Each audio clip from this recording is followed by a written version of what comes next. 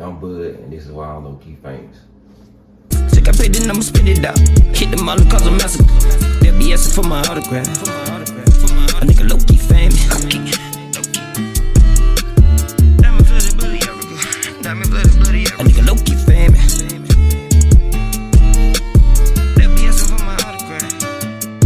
A nigga Lokey famous. Buckle on my bitch. Oh, okay. Let me take it back to why I started producing beats and shit. Yeah, a lot of folks, I don't know. Some folk might remember, some folk might not remember. But I'm from Far Apart. I grew up with Chris Hill, Reggie C, all them boys would be and all that shit. And you know they were beefing with the Drive back then. And I was sitting at the Drive nigga table, but I was from Far Apart, so this shit was just crazy. But both of them dropped CDs, and when they dropped them CDs and shit, and I heard Reggie C shit, I'm like, damn, bro, that nigga stay up the street from me. But what the fuck? How you doing this shit? And they fucked around and said FL Studio 3. I went and got the demo, and that shit was like up from that day.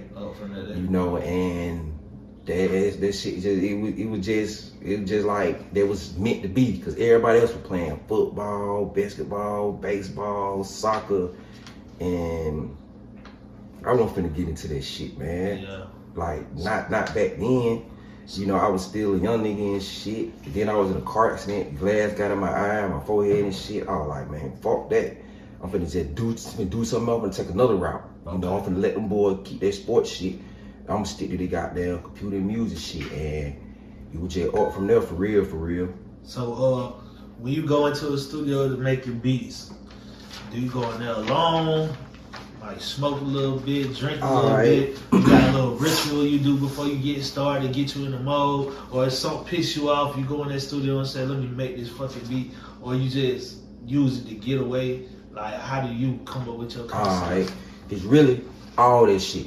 All that shit you said, all that shit happened to me before and shit. But mainly, most of the time, I'll go out that bit, probably be like me and like 2, 3, 4 other people and shit. We'll go out that bit, we'll goddamn set up and shit. Well, first we'll goddamn get right. We'll probably drink a little bit, smoke a little bit, go in that bit. We can still drink, we can still smoke, just a little pre-game till we get up there and shit.